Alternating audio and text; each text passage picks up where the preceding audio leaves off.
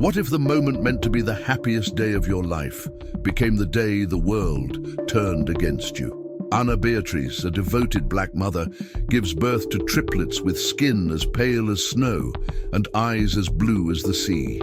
In an instant, love turns into accusation. Her husband abandons her, her community shuns her, and for 10 long years, Anna raises her sons in silence, clinging to nothing but her faith and the 3 little voices that call her, "Mommy, you're made of light." But the truth won't stay buried forever. A mysterious patient who only draws eyes, a letter hidden for generations, a noble legacy across the ocean, and a revelation so devastating it could shatter everything Anna believed about her family and herself. Because sometimes the miracle you carry is a truth the world refuses to see. The salty breeze from the Atlantic whispered across the coastal town of Bahia Formosa as Ana Beatriz clutched Ricardo's hand. Her face glistened with both sweat and anticipation. "It's time," she whispered. Ricardo, tall and quiet with a gaze that tried to conceal his nerves, smiled tightly. "Then let's meet our babies." They arrived at the small community hospital, where even the staff seemed to carry a glow of excitement. Everyone knew Anna, her laughter, her devotion to children as a preschool teacher, and the radiance that seemed to follow her. In the waiting area, Donna Lucia sat stiffly. "You should have stayed home for the last month," she said. "All this attention." Anna forced a polite smile. "They're just excited, Donna Lucia. It's not every day a town sees triplets." Ricardo intervened, placing a hand on Anna's shoulder. "Let's just focus on the birth." The tension hung there, subtle but sharp. Inside the operating room, Anna's body trembled with the cold of anesthesia and the weight of expectancy. Lights above, masked faces around her, and then the first cry, then a second, then a third. But the room didn't erupt in celebration. It froze. The doctor cleared her throat. "Healthy boys, very healthy." She glanced toward the nurses whose eyes had widened. When Anna finally held them, David, Daniel, and Diego, her breath caught, pale as moonlight, irises like frozen skies. Outside the room, Ricardo was called in. The nurse handed him a bundle, his face already tight with emotion. Then he saw the babies' faces. He stepped back. "What is this?" Anna, still woozy but glowing with pride, whispered, "They're ours, Ricardo. Aren't they perfect?" His lips now tightened. "No, no, they can't be." Before she could speak again, he had already turned and walked out. Anna woke to silence. No flowers, no balloons, no Ricardo. Donna Lucia stood by the door, arms crossed. "Do you think we're fools?" Anna tried to sit up. "They're Ricardo's, I swear. I don't know how, but don't insult me." Her voice shook with fury. "Not even a trace of you in them. You think you can shame my son and expect forgiveness? You won't see him again." Later that day, Anna held her sons tighter, letting their tiny breaths calm her. Alone, she whispered, "You're mine. That's all that matters." Discharged from the hospital, Anna stood on the curb with a bag in one hand and 3 infants in the other. No car came. She called Ricardo. No answer. She called again. On the 5th try, his voice finally answered. "I don't want to hear from you. Ever." Click. Tears rolled down her cheeks as she walked 10 blocks to her godmother's home. Donna Zilda welcomed her without questions, but the house was cramped and the whispers outside were louder. Still, each night, Anna sang lullabies, and every morning the boys smiled. "You're made of light, Mommy," little Daniel said one day, his toddler voice full of conviction, and she believed it. Anna pushed a stroller through the town square. 2 elderly women stopped their conversation as she passed. "They say she slept with a tourist." She always was, too pretty for her own good. At the grocery store, the cashier hesitated, eyeing the triplets. "You sure these are yours?" "Yes," Anna said softly. At the church, seats emptied around her. Ricardo was seen at a bar, quiet, alone, but he never looked Anna's way. Still, Anna walked taller, for her boys, for herself. Because even if the world had turned its back, her sons looked at her with trust so pure it lit every shadow around her. And in that darkness, she began to feel something stronger than pain. A need to find out why. Anna woke to the warmth of the morning sun streaming through the worn curtains, but something felt off. Diego's skin was flushed, his breath shallow. She placed her hand on his forehead and gasped. "You're burning up, meu amor." Without hesitation, Anna gathered the three boys, dressing them quickly. She carried Diego, while David and Daniel held hands. They boarded a crowded bus to the local health clinic. Diego whimpered softly in her arms. Inside the clinic, a nurse called her name. A gentle woman with kind eyes greeted her. "I'm Dr. Camila. You're Anna, right?" Anna nodded. "My son, he's got a fever. It came out of nowhere." Dr. Camila examined Diego carefully. "Likely a viral infection, nothing serious. But I need to ask, are they all yours?" Anna blinked, familiar with the question. "Yes, they're mine." The doctor's expression softened. "I believe you. Their features, they're fascinating. May I ask a few more questions?" Anna hesitated, then nodded. In a quiet room, Dr. Camila sat across from Anna, reviewing vitals. "Have you ever explored their genetics? Their complexion and eyes are unusual considering your background." Anna's heart sank. "I've heard it before, too many times." "I don't mean to offend," Camilla said quickly, "but as a doctor, I see cases where certain recessive genes surface unexpectedly. Do you know anything about your family's ancestry?" Anna shook her head. "My mother was black, my grandparents too. I don't know much beyond that." Dr. Camilla nodded thoughtfully. "Have you ever heard of oculocutaneous albinism or genetic traits passed through several generations?" "No, I've only ever been told I must have lied." "Well," Camilla said gently, "I believe there could be a genetic explanation. If you'd be willing, a test could offer clarity. For your peace of mind." Anna looked at her sons through the window. "I want to know for them." The next morning, Anna returned to the clinic with the boys for blood work. Diego was already recovering, laughing again with his brothers. The nurse reassured her. "It won't take long. We'll send the samples to a genetic lab." Anna squeezed Daniel's hand. "You're so brave." "Are we getting superpowers?" he asked with a grin. She laughed softly. "Maybe the power of truth." That night, Anna sat at the kitchen table with Donna Zilda. "What if this proves something? What if it makes them believe me?" Zilda sipped her tea. "The only thing you need to prove is how much you've loved those boys. But yes, Anna, maybe it's time they all knew." Days turned to a week, then two. Each time the phone rang, Anna's heart pounded. She avoided the market, the church, even the park. Finally, on a rainy afternoon, the clinic called. "We have the results. Can you come in?" Anna stood frozen. She whispered, "Boys, put your shoes on. We're going for a walk."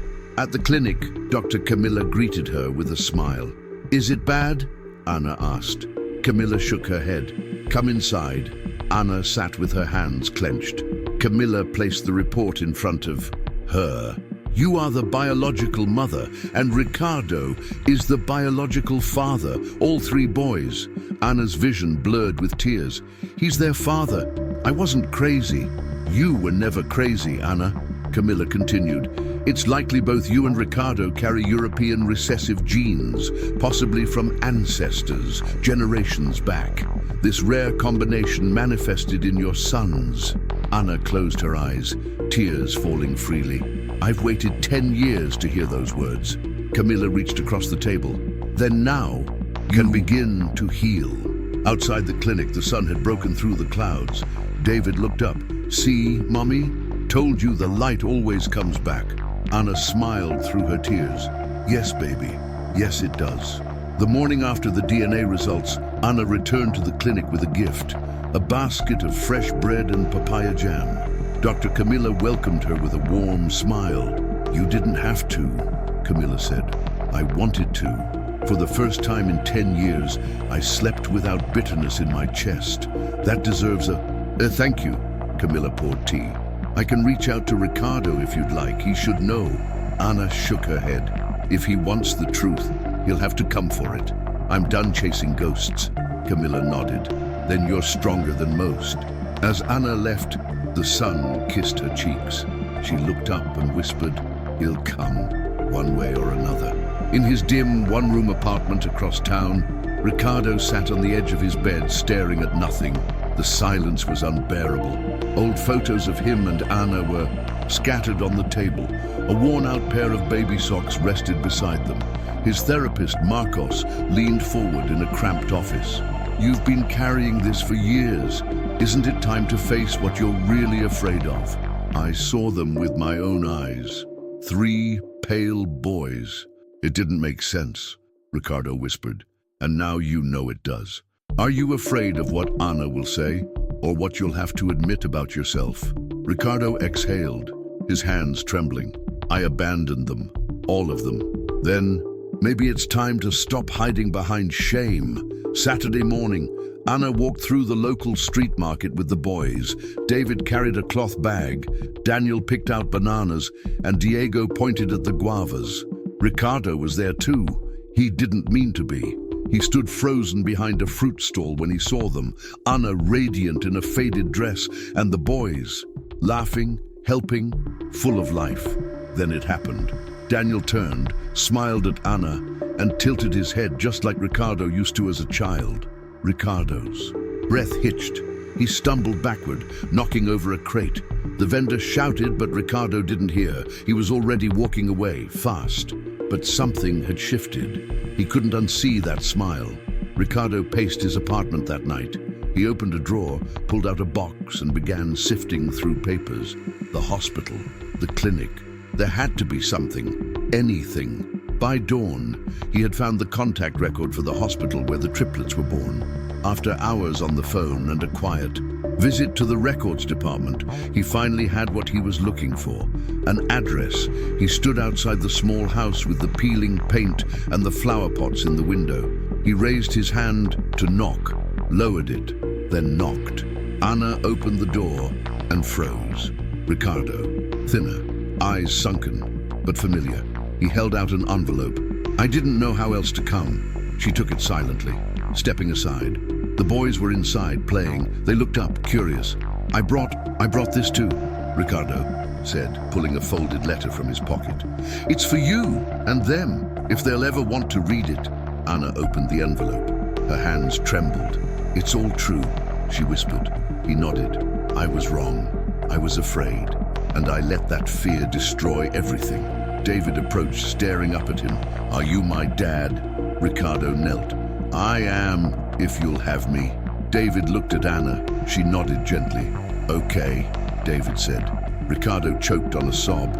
Anna stood silently, a storm of emotions tightening her chest. But the silence was no longer filled with shame. It was the beginning of healing. And as Ricardo embraced his sons for the first time, Anna closed her eyes and whispered, "Let this be the end of silence." Ricardo stood at the kitchen counter, his fingers hovering over the keyboard. In front of him, a blinking cursor waited. The air was heavy with doubt, but the faces of his sons from that day in Anna's living room lingered in his memory. He began typing. "I was wrong. For 10 years, I carried anger, shame, and pride, but I was never betrayed. I was blinded by fear. Anna Beatrice was faithful, and the triplets, they are my sons." He posted it before he could overthink it. Within minutes, comments started appearing. Within an hour, his phone buzzed non-stop. Anna sat on the couch with the boys when Ricardo called. "You might want to sit down," he said. "It's spreading." "What is?" "I told the truth." Anna felt her breath catch. Within a day, local news outlets contacted Anna. Then regional, then national. "I don't want to be a spectacle," she told Ricardo over the phone. "I know, but maybe this helps someone like you, like us." After much thought, and the boys' excited whispers about being on TV, she agreed to one interview with a journalist known for treating stories with dignity. The reporter, Camila Duarte, came to their home with a camera crew. "Just speak from your heart," Camila encouraged. Anna looked into the camera, her hands trembling slightly. "For 10 years, I was silenced by looks, by rumors, by abandonment, but the truth has its own strength, and it found its way home." The next morning, Anna woke up to hundreds of messages, strangers, supporters, survivors, and one email that stood out, from a woman with a familiar last name. The television interview aired during prime time. Camila Duarte introduced it as a story about motherhood, injustice, and the science that rewrites our assumptions. As Anna shared her journey, footage rolled of her boys running through the yard, their laughter rising over soft music. Ricardo spoke too, admitting his failures. It wasn't just about their skin. It was what I didn't understand, and I didn't know how to ask. Viewers were moved. Within 48 hours, a crowdfunding campaign, started by a viewer, had raised over 100,000 reais. Anna stared at the screen in disbelief.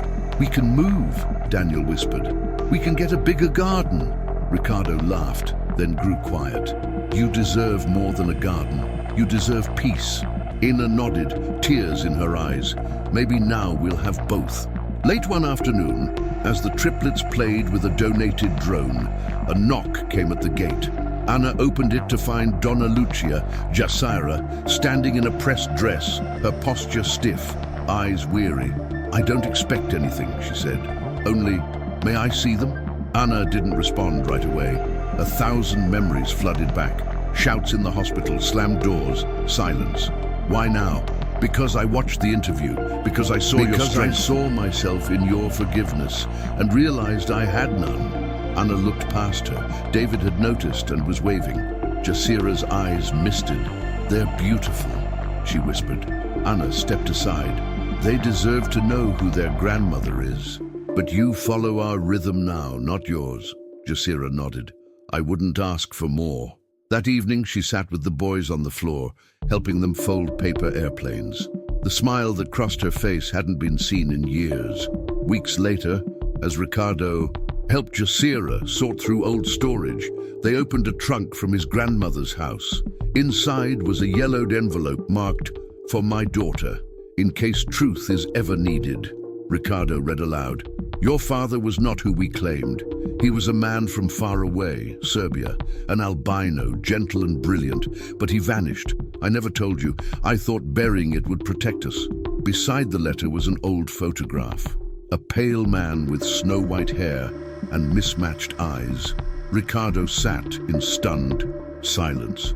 This is why." Jacira covered her mouth. "It was in our blood all along." Ricardo folded the letter carefully. "Anna must see this. She needs to know this wasn't a miracle. It was a legacy. The past was no longer a threat. It was a bridge." And as they stepped onto it, the story of the triplets was no longer one of shame. It was one of inheritance. And that story had just begun to unfold. The letter from Jacira's mother sat between them on the table, yellowed and trembling in Ricardo's hands. He reread the words in disbelief. "Your father was a man from Serbia. He vanished. I never told you." Jacira couldn't meet his eyes. "I didn't know. Not until now." Ricardo stared at the old photo, an albino man with pale eyebrows and mismatched eyes, one blue, one green.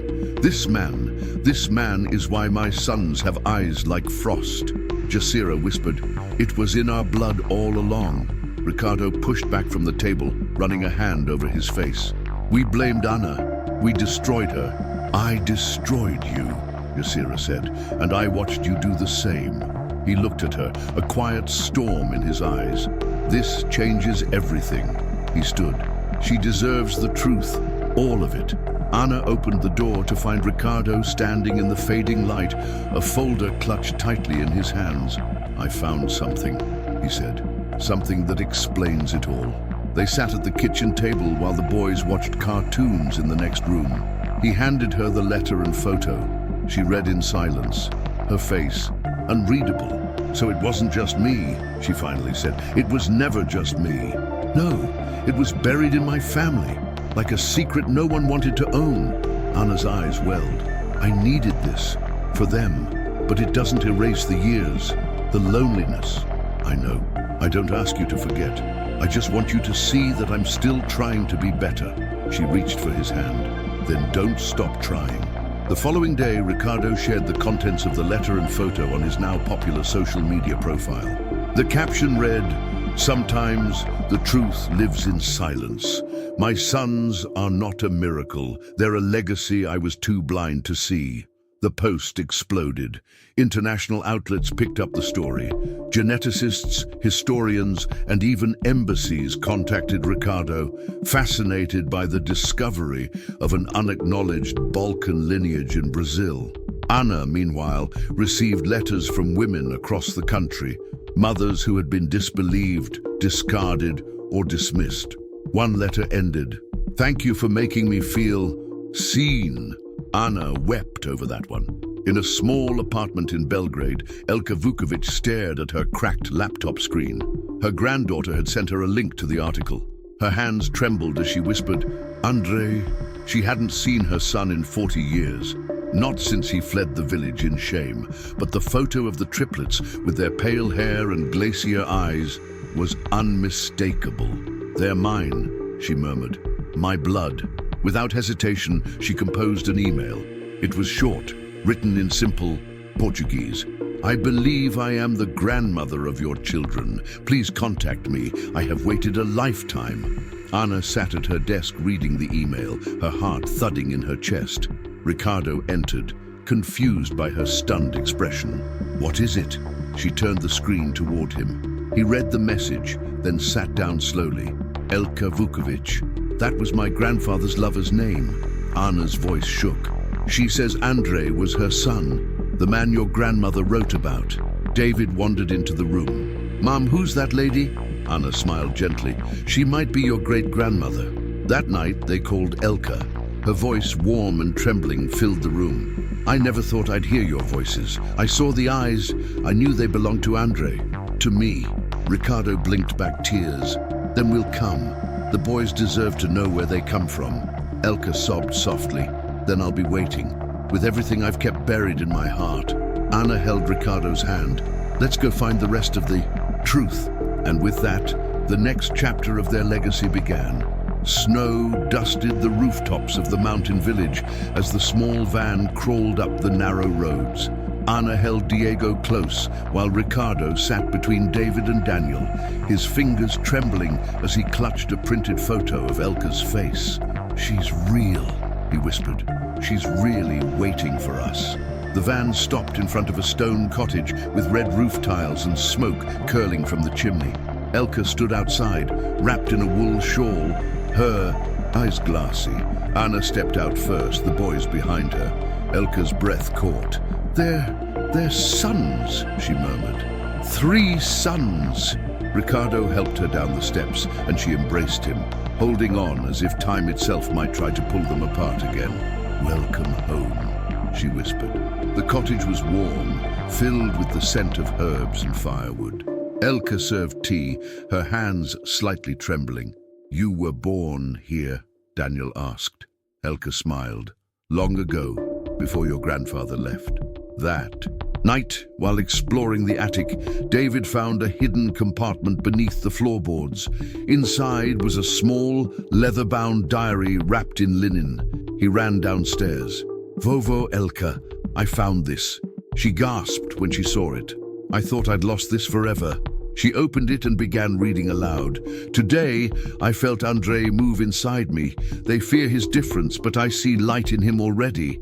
Ana wiped tears from her eyes. "It's like you were writing about them." Elka nodded. "Some lights skip a generation, but they always find their way back." The next morning, Elka pulled Ana aside. "There's more. I've been contacted by someone in Brazil, a clinic. They believe they've found Andrei." Ana blinked. "He's alive." Elka nodded. "He suffers from memory loss. They say he draws blue eyes endlessly." Ricardo placed a hand over his heart. "Then we have to go. He deserves to meet his family." Elka trembled. "All these years, I thought I'd buried him in silence." Ana hugged her. "Sometimes, silence is the space where truth learns how to speak again." Back in Brazil, the family arrived at the clinic on a quiet afternoon. A nurse led them to a garden behind the main building. A man sat on a bench beneath a jacaranda tree, sketching. His hair was pale, his eyes distant, but when the boys approached, he looked up. His voice cracked. 3 sons. David stepped forward. "Are you our grandfather?" Andrei nodded slowly. "I think I've been waiting for you all my life." Elka knelt beside him, tears pouring freely. "It's me, my son." He touched her cheek, his hand trembling. "You didn't leave me?" "Never," she whispered. Anna stepped forward. "This is your family, and you've been in their hearts before they ever had a name for you." Months later, Anna stood in front of the newly built Centro Tre Soi, a community center named after her sons. The triplets painted murals on the side walls, sunbursts, open hands, and faces of all tones. Inside, young mothers took literacy classes. Single fathers attended parenting groups, and Ricardo led workshops on emotional accountability. Elka read stories to children in the afternoons. Andrei, now lucid most days, taught drawing lessons. He no longer drew only eyes, but landscapes, stars, and people he once thought lost. During the dedication ceremony, Anna took the microphone. "This place was born from pain, but it grew through truth and love and light." She turned to her sons. "You are not miracles because of how you look. You are miracles because of how you love." The boys grinned, and in that moment, under a sky that held every color of their shared story, the three suns stood shining, forever bound, forever seen.